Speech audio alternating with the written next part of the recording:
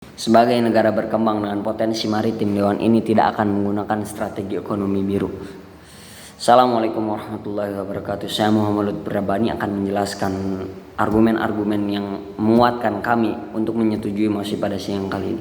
Kita mengetahui bahwa ekonomi biru merupakan strategi pembangunan nasional yang mengandalkan potensi maritim.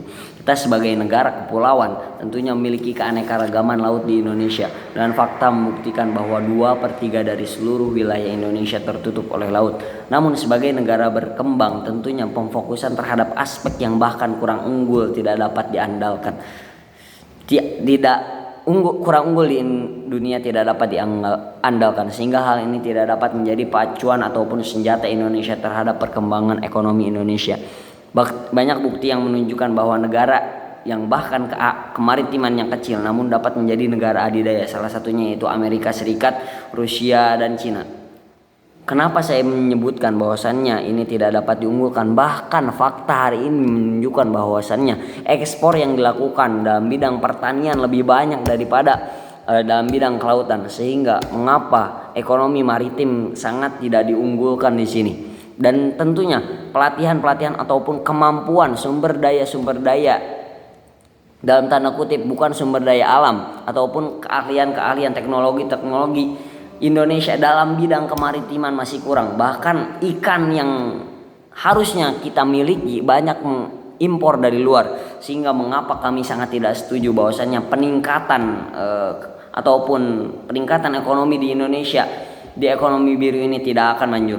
Ada beberapa argumen yang kami dapatkan dan simpulkan bahwa ekonomi biru tidak dapat menjadi acuan yang benar dalam tolak pacu perekonomian Indonesia. Yang pertama, tidak semua daerah di Indonesia itu dekat dengan laut. Yang kedua, butuh dana besar untuk mempergunakan potensi maritim. 3, UMKM dapat lebih simpel dan bisa menjadi solusi dalam perputaran ekonomi di Indonesia. Masuk ke argumen yang pertama. 1, jauh dari laut. Meskipun dengan fakta membuktikan 2/3 dari daerah Indonesia adalah daerah lautan, namun banyak ataupun pengolahan yang harus dilakukan oleh kita sebagai objek ataupun subjek perkembangan ekonomi di Indonesia. Faktor utama manusia sendiri sebagai perkembangan ekonomi di Indonesia itu jauh ataupun kesulitan dalam menggapai laut, sehingga tentunya pengembangan ataupun pemanfaatan ekonomi laut itu tidak akan manjur.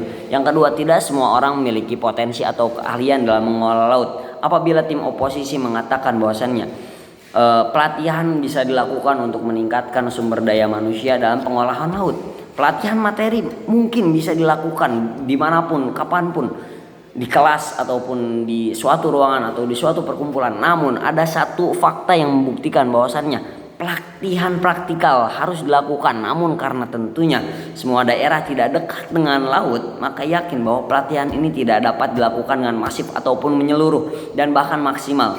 Karena tentunya dalam bidang transportasi pun kita Indonesia dibuktikan ataupun diseyogikan dengan fakta bahwasannya kita masih kesulitan dalam masalah transportasi. Maka dari itu mengapa kami sangat tidak menyetujui bahwasannya ekonomi maritim menjadi tolak pacu perekonomian di Indonesia, karena tentunya masalah tadi jauh dari laut, sehingga pelatihan yang bisa mungkin dilakukan tidak akan berjalan dengan masif dan maksimal. Yang kedua, dana besar dibutuhkan untuk mempergunakan potensi maritim, karena